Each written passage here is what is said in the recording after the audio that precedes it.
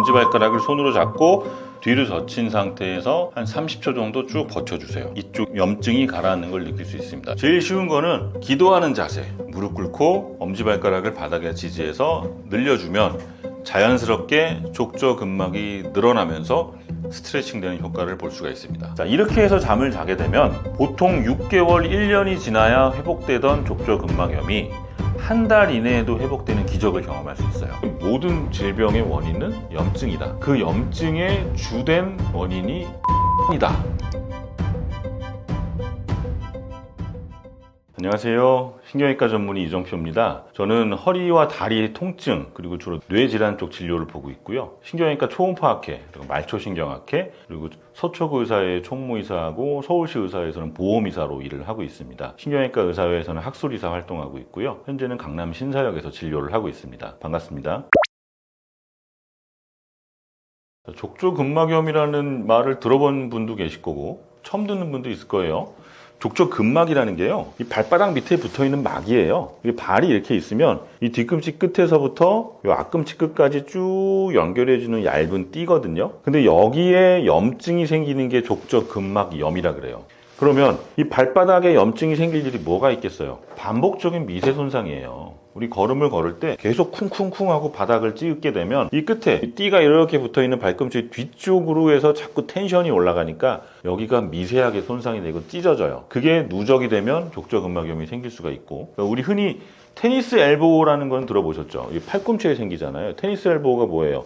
테니스 칠 때 계속 팔로 이렇게 휘두르든가 아니면 백핸드 할 때 여기 반복적인 손상으로 생기는 게 테니스 엘보라고 하는데, 발바닥에 생기는 테니스 엘보다 이렇게 생각하시면 돼요. 이 끝에 생기는. 그리고 이렇게 미세한 손상이 누적이 되니까 염증이 생길 거고, 그리고 잠을 잘 때 발바닥이 이렇게 우리가 발이 살짝 이렇게 구부러질 거 아니에요. 이렇게 구부러지다가 아침에 발바닥을 딱 디면 쫙 늘어나죠. 그때 또 손상이 되는 경우가 있고요. 또 하나는 좀 안타까운 얘기지만 우리가 노화에 의해서 발바닥 뒤쪽에 지방층이 위축이 되는 경우가 있습니다. 우리 발바닥에는 지방이 있어서 충격 흡수를 해주거든요. 그 지방층이 녹아서 위축이 되면 그것 때문에 또 족저근막염 증상이 생길 수가 있고, 아니면 이 바깥쪽으로 신경이 지나가는 게 있어요. 발목에서 발목 터널이라는 곳에서 이 신경 하나가 이 뒤꿈치 쪽으로 가는 게 있는데, 그 신경이 어딘가에 꽉 끼게 되면 족저근막염 증상이 생깁니다. 족저근막염이 어떤 병이고 어떨 때 생기는지는 방금 설명드렸는데, 만약에 나도 발바닥 아픈데 혹시 이거 족저근막염 아닐까? 하고 생각이 들 때 무작정 병원에 갈 수는 없잖아요. 그럼 내가 혼자서 자가 진단을 할 수 있는 방법이 있다면 그게 진짜 좋겠죠. 지금부터 알려드릴 건데요. 족저근막염의 특징이 있습니다. 자가 진단할 수 있는 아주 기본적 특징이 뭐냐면 아침에 아파요. 아침 중에서 언제냐면 첫 발을 딱 디딜 때, 그러니까 침대에 딱 누워있을 때까지 모르다가 딱 일어나서 침대 밑으로 발을 딱 딛는 순간, 그때 이 뒤꿈치 뒤에가 아파요. 딱 여기. 이 발바닥 중간이 아픈 거는 족저근막염이 아니에요. 여기가 아파요. 왜냐면 근막이 이렇게 붙어 있으니까 발바닥 근막이 이런 식으로 붙어 있거든요. 여기가 아픈 거예요, 여기. 왜냐면 찢어질 때 요 끝에가 찢어지기 때문에. 그래서 아침에 일어날 때 첫 발을 딱 디디는데 여기가 아팠다.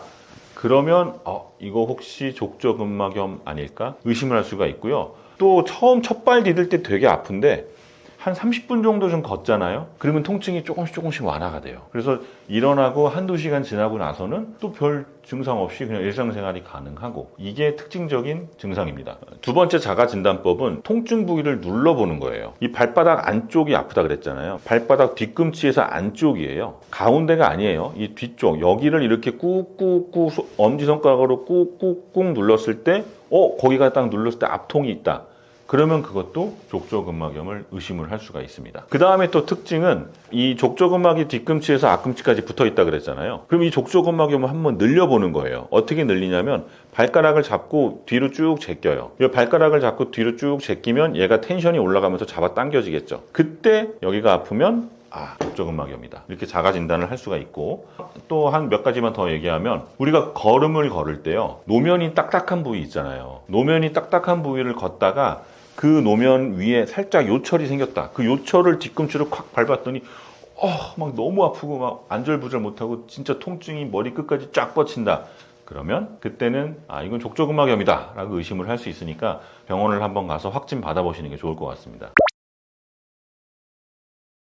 그러면 이제 족저근막염이 의심이 되니까 병원을 갈 거예요. 병원에서는 과연 어떤 검사를 하느냐? 첫 번째로는요, 족저근막염이 아닐 가능성부터 배제를 합니다. 우리가 증상 자체는 여기 뒤꿈치가 아파서 족저근막염이 아닐까 하고 병원을 갔지만 실제로는 완전히 엉뚱한 질병일 수도 있어요. 예를 들어서 내가 운동을 너무 열심히 하고 운동하다가 좀 다쳤어요. 그래서 이 뒤쪽 뒤꿈치뼈에 아주 미세한 잠복골절 같은 게 있을 수 있겠죠. 그러니까 엑스레이를 찍어봐야 됩니다. 엑스레이로 이 뒤꿈치 쪽 뼈가 괜찮은지도 봐야 되고요. 발 모양도 중요해요. 엑스레이를 통해서 내 발에 아치가 충분히 있는지, 너무 평발은 아닌지, 반대로 요철처럼 생긴 요족은 아닌지를 엑스레이를 통해서 확인하는 게 중요합니다. 두 번째로는 근전도 검사라는 거를 해요. 족저근막염인 경우에 근전도 검사는 정상으로 나오거든요. 근데 왜 근전도 검사를 하느냐? 족저근막염이 아닌 다른 질병을 배제를 하는 거예요. 예를 들어서 말초신경에 염증이 생기는 말초신경염이라든지, 아니면 발바닥으로 가는 신경이 어딘가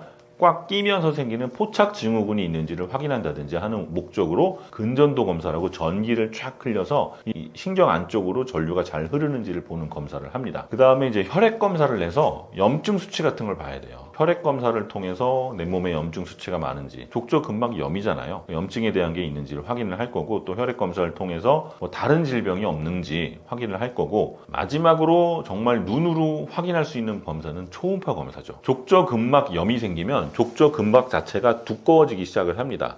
그리고 끝에가 찢어진다 그랬잖아요. 찢어지면서 그 주변이 좀 붓기 시작하니까, 예를 들어 뭐 물이 고인다든지 근막이 두꺼워진 소견이 보인다든지, 이게 만성이 되면 주변에 이렇게 칼슘이 침착이 되면서 석회화가 되거든요. 그런 것들이 있는지를 직접 초음파로 확인을 하는 거예요. 이렇게 요 정도 검사를 하면은 어느 정도 진단을 할 수가 있고, 그래도 잘 모르겠다? 그러면 병원에서 MRI까지 찍을 수도 있겠죠. MRI는 거의 찢어진 게 100% 보이니까 그렇게 해서 처음에 엑스레이 검사, 그 다음에 근전도 검사, 혈액 검사 같은 거 할 수 있고, 확진을 위해서는 초음파 검사나 MRI 검사를 할 수 있겠습니다. 그러면 이제 족저근막염이 진단이 됐으면 여기에 대해서 치료를 해야 되는데요. 병원에서 치료하는 방법이 있고 내가 혼자 셀프로 치료하는 방법이 있어요. 셀프로 치료하는 방법 중에 가장 효과가 좋은 건 테이프를 이용하는 방법이에요. 테이핑을 이용해서 족저근막을 치료하는 방법 제가 확실하게 보여드리겠습니다. 자, 족저근막염의 테이핑에 대해서 알려드릴 건데요. 테이핑은 우리가 아침에 첫 발을 딱 디딜 때 여기 뒤꿈치가 아픈 이유는요, 밤사이에 이 팽팽했던 이 부분이 어설프게 붙어요. 찢어졌던 부위가. 이 찢어진 부위가 다음날 아침에 발을 딱 디디면 쭉 잡아 당겨지면서요, 어떤 일이 생기냐면 이렇게 어설프게 쫙 붙는 게 아니라 이렇게 어설프게 붙어있던 게 발을 디디는 순간 툭 하고 이렇게 뚝 떨어집니다. 이렇게 이 부분이 어설프게 붙어있기 때문에 그래요. 그렇다면 우리가 잠자는 동안 발을 이렇게 구부리고 자지 말고 완전히 쫙 펴고 자면 다음날 바닥에 발바닥을 디뎌도 이미 늘어난 상태로 이 끝에가 붙어있기 때문에 통증이 덜할 거예요. 그렇게 테이핑을 하는 겁니다. 자, 테이핑 요령은요, 비싼 테이프 살 필요 없어요. 자, 이런 거 사시면 돼요. 이거 시중에서 보통 600원, 700원, 아니면 좀 고급 제품을 사도 하나에 1000원 정도 하거든요. 이렇게 종이로 된 반창고 구입하시고요. 밤에 잠을 잘 때 이렇게 한 상태로 잠을 자기 때문에 그래요. 잘 때 아예 늘려놓은 상태에서 잠을 잘 겁니다. 이렇게 테이프로 발가락을 한번 감싸주고 쭉 잡아당긴 상태에서 종아리에다가 걸어줄 거예요.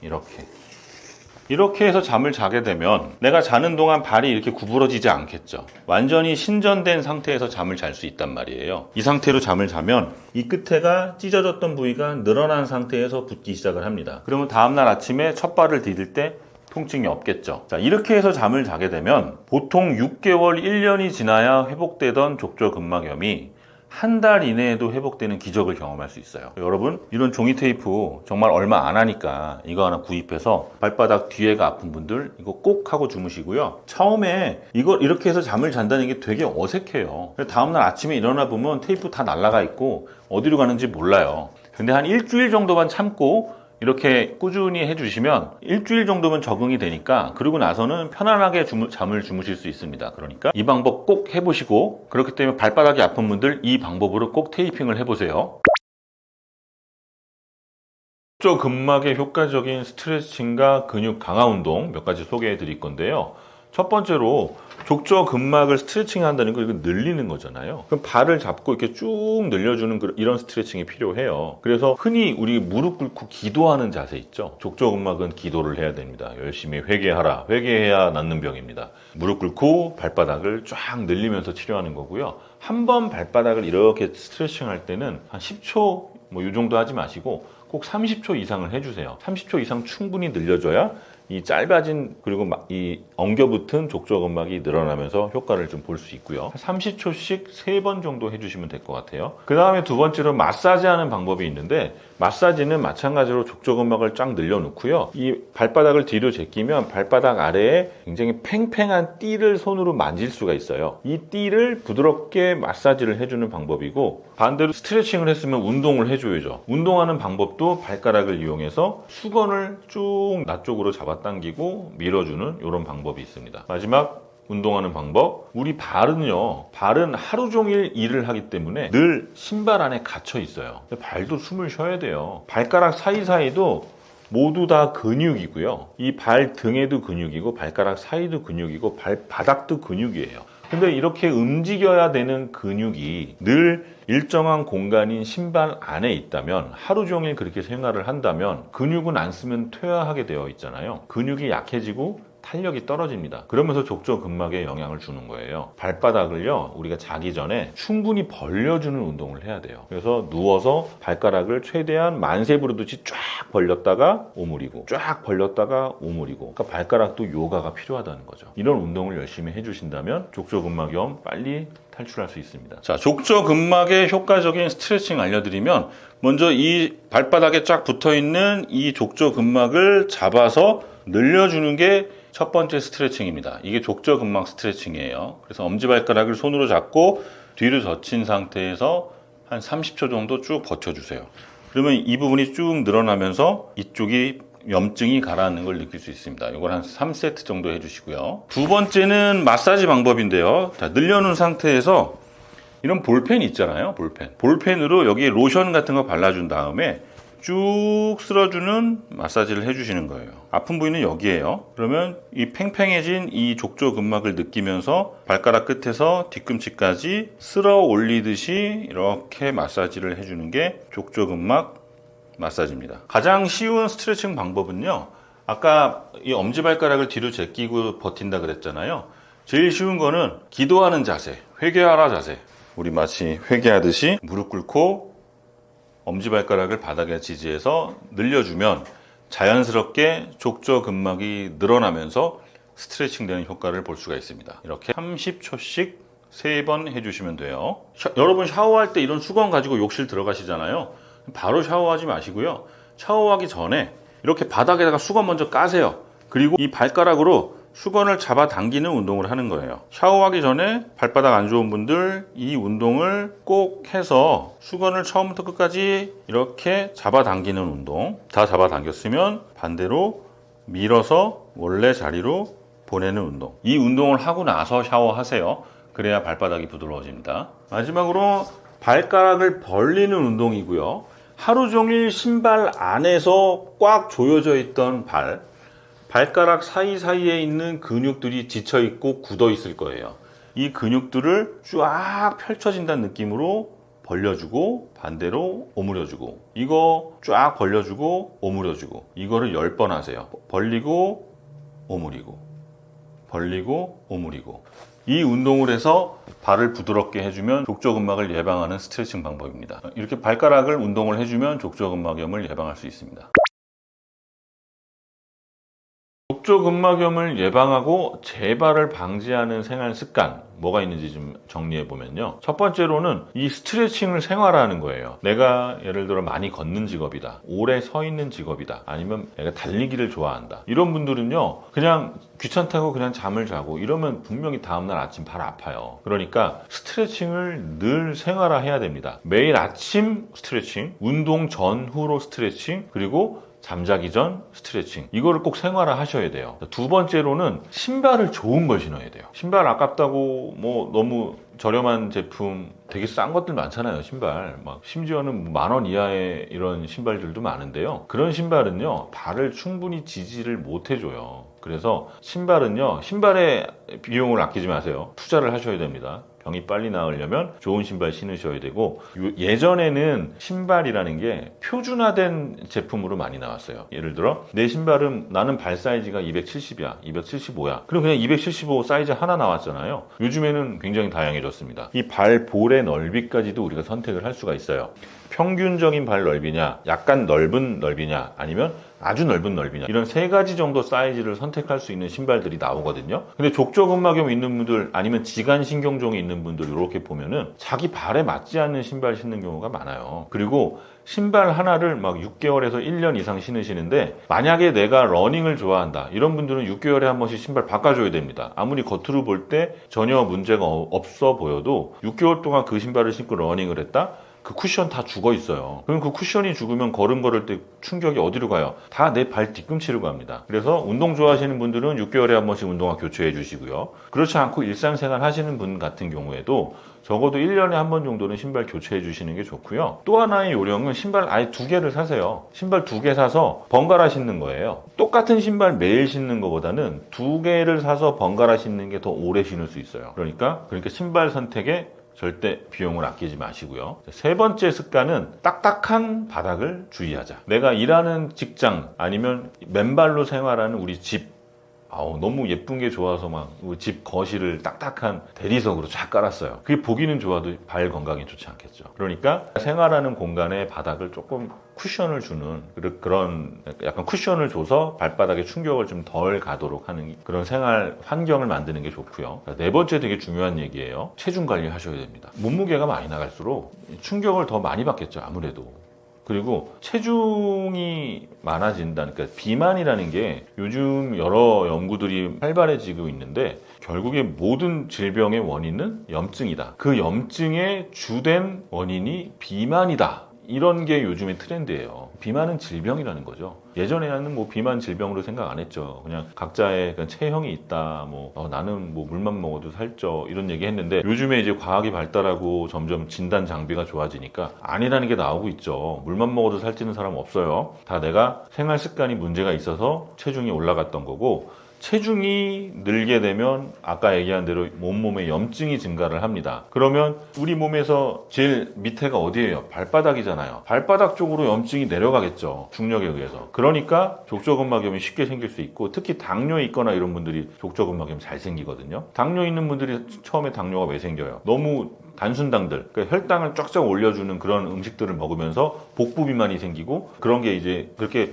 혈당 스파이크를 올리는 음식들을 먹으면서 복부 비만이 생기고, 복부 비만에 의해서 만성 질환들이 생기는데, 그 중에 대표적인 게 당뇨라는 거예요. 그 중에 대표적인 게 당뇨라는 거예요. 그러니까 체중 관리를 꼭 하셔서 내 몸의 염증을 줄여야만 족저근막염을 빨리 탈출할 수가 있습니다. 자, 다섯 번째는 오래 서 있거나 오래 걷는 시간을 좀 조절을 해주는 거예요. 내가 직장 때문에, 내 직업 때문에 어쩔 수 없이 서 있을 수밖에 없다. 중간중간 요령 좀 부리세요. 너무 열심히 일하려고 하지 마시고, 내 몸 챙겨가면서 일을 해야지. 내 몸이 망가지면서 일할 수는 없잖아요. 그러니까 장시간 서 있을 수밖에 없는 분들은 중간중간에 종아리 마사지도 해주시고, 스트레칭도 해주시고, 의자에 좀 앉거나 다리를 내 심장보다 좀 높게 올려서, 쉬는 시간만큼이라도 좀 올려서 좀 다리 쪽에 순환이 좋아지도록 해주시는 게 좋고요.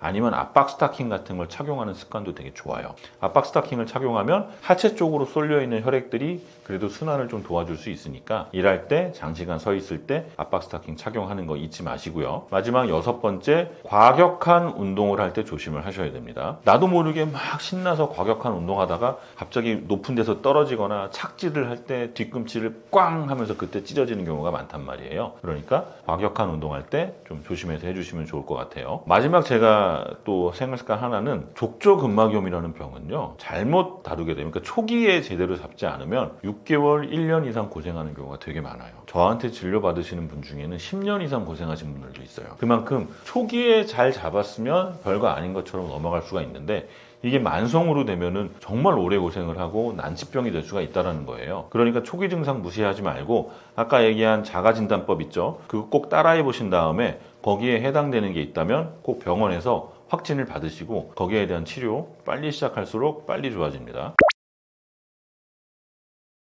제가 여러분들한테 하고 싶은 얘기는요. 오늘 우리가 허리 아픈 거, 뭐 무릎 아픈 거, 엉덩이 아픈 거, 발바닥 아픈 거 이런 어떤 통증에 대한 얘기를 많이 했잖아요. 이런 여러 가지 이야기가 결국에는 우리의 생활 습관하고 자세에 굉장히 밀접한 연관이 있고요. 특히나 어떤 생활 습관과 자세 그리고 식습관에 굉장히 밀접한 연관이 있습니다. 그러니까 어떤 병을 고칠 때요. 생활 습관을 통해서 온 병이기 때문에 이 병을 고치려면 생활 습관을 고쳐야 돼요. 그래서 주사, 약 먹고 수술하고 이거는 정말 병이 많이 진행을 해서 어쩔 수 없는 경우에 선택을 하는 거고요. 충분히 여기까지 가지 않더라도 생활 습관이 잘못돼서 오는 병은 생활 습관을 통해서 고칠 수가 있고, 만약에 어떤 수술이나 주사를 통해서 증상이 좋아졌다고 하더라도 여러분의 생활 습관이 변하지 않는다면 언젠가는 또 재발을 한다는 뜻입니다. 그래서 오늘 제가 여러 가지 운동법도 알려드렸고 생활 습관을 교정하는 방법도 알려드렸으니까 오늘 영상 이렇게 체크해 놓으셨다가 아니면 저장해 놓으셨다가 생각날 때마다 꺼내서 스트레칭하는 방법 보고 같이 따라해 주시면 좋을 것 같고요. 통증이라는 거는 그냥 참고 견딘다고 그냥 사라지지는 않아요. 그러니까 이 통증을 절대 참지 마시고 괜히 놔뒀다가 만성으로 되면 더 골치 아파지거든요. 그러니까 처음 통증이 생겼을 때 빨리 내가 문제가 뭔지를 체크를 해서 교정을 해주시고, 그래도 잘 안 된다면 빨리 병원 가서 의사 선생님하고 상담을 해서 원인을 찾고 그거를 교정을 해주는 게 여러분들의 삶의 질을 더 높여주고 빨리 일상생활로 돌아가는 방법일 것 같아요. 여러분들이 오늘 영상을 보고 정말 통증 없는 진짜 활기찬 어떤 일상을 가졌으면 좋을 것 같고요. 또 이렇게 좋은 책이 나왔어요. 50대 이후 모르면 안 되는 건강 지식 한상이라는 책도 이번에 나왔으니까 이 책을 보면은 이렇게 운동하는 방법이 또 자세하게 나와 있거든요. 같이 보면서 실천해 주신다면 여러분들의 삶이 한층 윤택해질 것 같습니다. 감사합니다.